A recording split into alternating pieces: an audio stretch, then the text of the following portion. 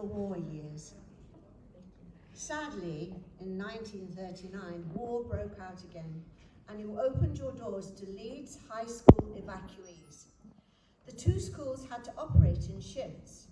Prayers for the forces became part of school life again, and this time there were many women serving in the armed forces as well as men. In the autumn, work parties of girls.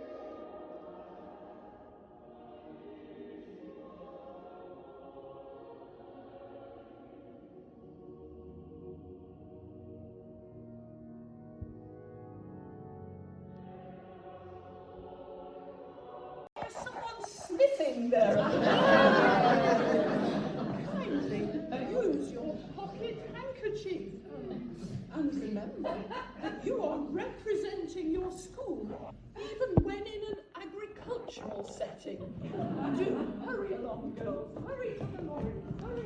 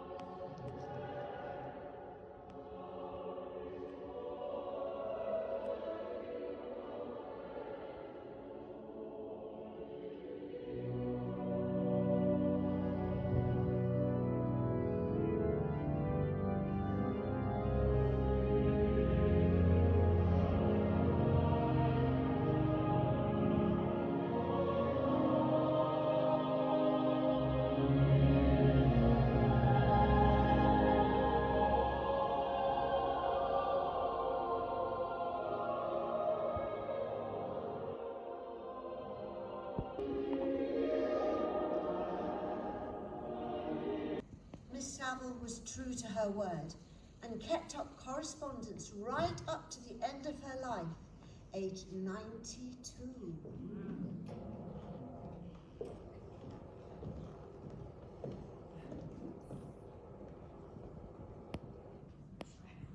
Looking at photos of Miss Fowle and the Hampden crash, we should also take this moment to remember not only Miss Fowle, but all teachers, colleagues and friends who cannot be with us today.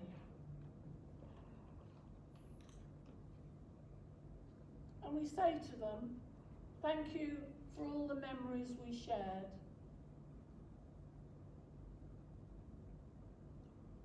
In 1953, it's a good year, 1953,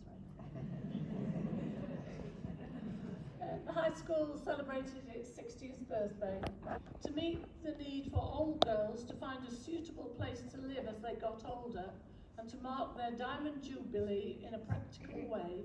The Old Girls Association bought a house in Lincoln, and it was at 203 Yarborough Road and was converted into small unfurnished flats. To recognise the dedicated headship of Miss Saville, it was named in her honour.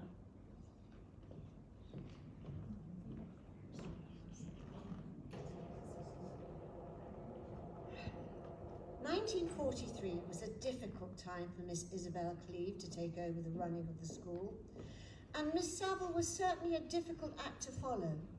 But Miss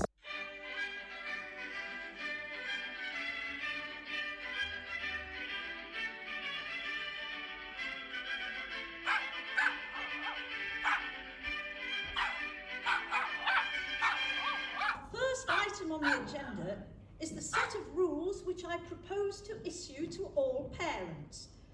The main rule regards cinema going. No child who is doing her work properly can have the time to get sufficient fresh air and sleep and go to the cinema. Furthermore, there are many films which stress unduly the part played by the emotions of sex. This kind of film does not encourage a healthy outlook in the adolescent. We would also warn parents that it is unwise to allow grammar school girls to go to any kind of evening activity after a day in school. I hope everyone is in agreement that parents should not allow girls to visit places of public entertainment during the week and without a responsible adult. Oh, yeah. Unfortunately for Miss Cleeve, there was one member of the school community who remained impervious to every kind of rule and discipline, and this was her young dog, Piper. Replacement for the elderly but reliable Bim. Has anyone seen Piper? No. He was here 5 minutes ago. No, but somebody saw him heading for the Thai bar. Oh, quick, head him off before he steals any food. Piper!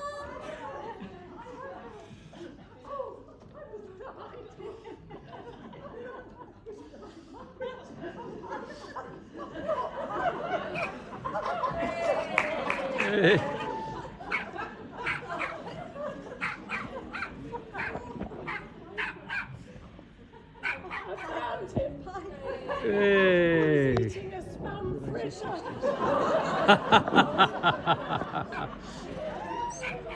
He is clearly a dog with no taste. Although Piper may resemble the much lamented Bim, he is an entirely different character. Nevertheless, I have to remind myself that he is still an adolescent and needs further training. He is so nearly lovable that it is absolutely worth our while educating him, just like the adolescents who came into our care in this new decade of the 90s. Hey. Our school uniform was pretty strict and expensive, particularly the smart braided blazer, although it was possible to purchase clothes from a much older girl who had left. The summer uniform, however, was delightful. Pastel dresses in lemon, pink, blue, green and mauve. The only stipulation was that they had to have a white collar and cuffs. This picture is from the 1940s. Miss Isabel Cleeve was headmistress of Lincoln Christ Hospital Girls' High School from 1943 to 1964. Shortly after her appointment, the highly significant 1944 Education Act, known as the Butler Act, became law. The most momentous of its provisions were the raising of the school leaving age to 15 and secondary education for all, the sweeping away of the old divisions between elementary and secondary education, and the abolition of fees in secondary and further education.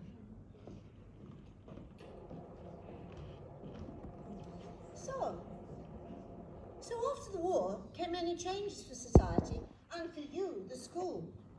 And after many years of straw hats, the beret finally arrived.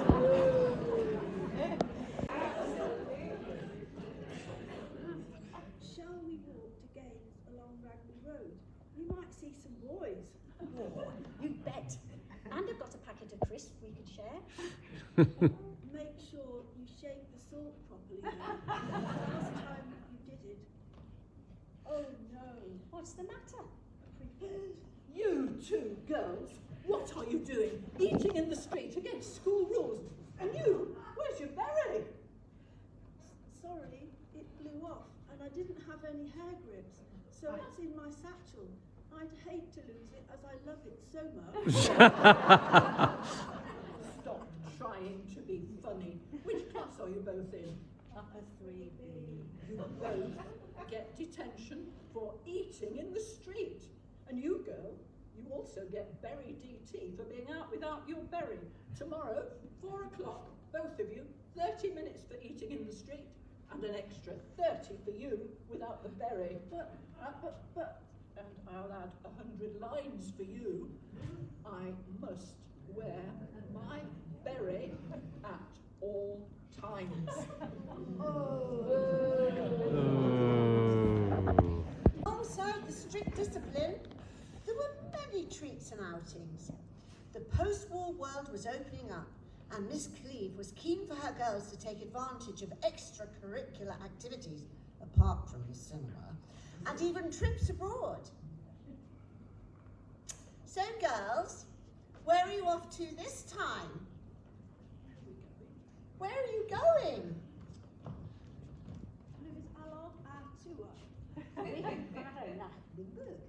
Stratford-on-Avon to see Henry the Fourth Part 1. Whoops, Henry the Fourth Part 2. Anyway, it's all Henry, isn't it? And this summer, we're going to Wimbledon. Yay! And there were two other important changes during Miss Cleeve's time at the school. One was the end of the marriage bar in 1944. This meant that married teachers were allowed to teach for the first time, and that existing staff were allowed to get married without losing their jobs. The other change was that in the 1950s, male teachers were employed.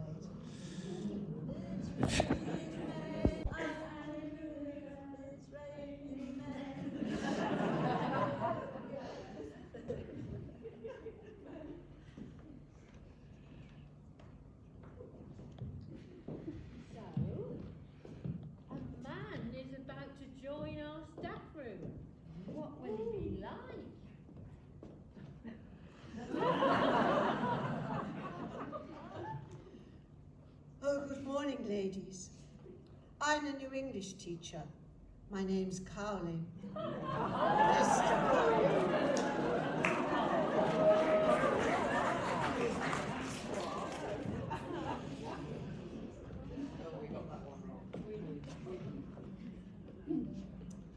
This picture shows a typical form room scene of the 50s and 60s, with pupils working hard at their books. Some girls are in their summer dresses with short white socks, and others in winter garb with a school tie. Who remembers kit inspections? And everyone being checked to ensure it was labelled with your name. And this is actually my berry.